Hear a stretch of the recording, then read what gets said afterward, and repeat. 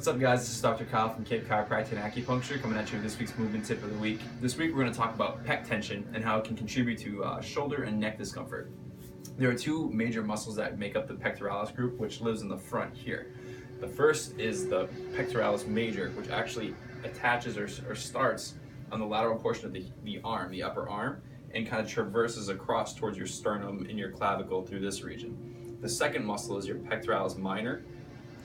And the pectoralis minor actually starts in what we call the coracoid process and runs to your second and fourth or third or fifth rib, whatever the anatomy or whatever your body read for an anatomy textbook. Long story short, these muscles oftentimes contribute to a lot of what we call internal rotation, or when your shoulder goes in this way, as well as anterior tilt and protraction.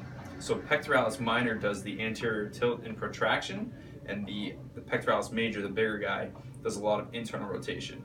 Now, how many people do we see from a day-to-day basis with this resting tone of kind of anterior tilt and internal rotation? In our clinic, it's very, very frequent with anyone who has shoulder pain, neck pain, anything like that.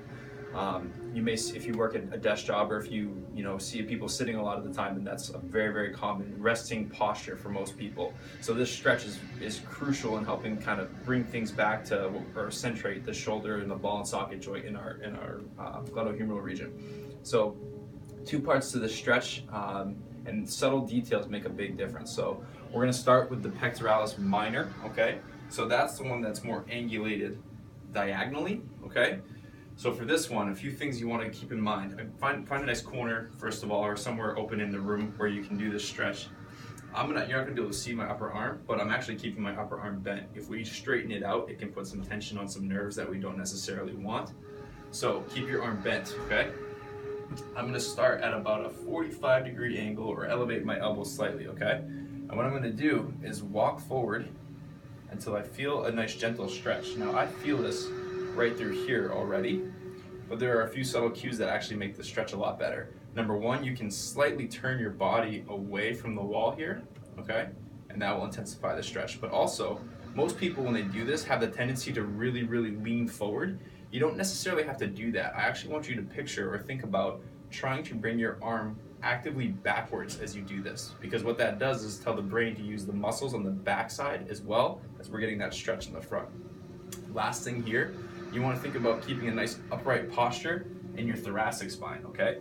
So a lot of people may have that slouchy posture like this, leaning forward a little bit as they're stretching this out. Try and stay nice and upright and almost try and extend through your upper thoracic spine a little bit. You should feel a nice stretch through the anterior portion of your shoulder and through the pec minor as you do this, okay?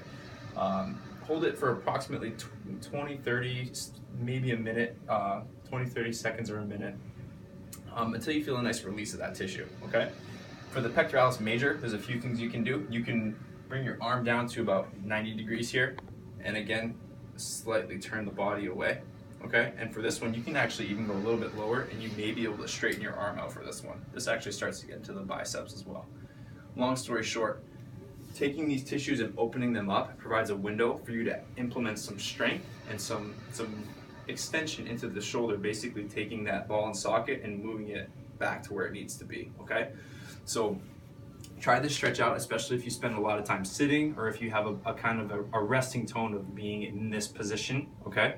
And it will definitely help out with any sort of neck tension. It can help reduce shoulder pain, especially with weightlifters or people that are experiencing a lot of pain trying to elevate their arms or go overhead. So give it a shot and let us know what you think. Thanks, guys.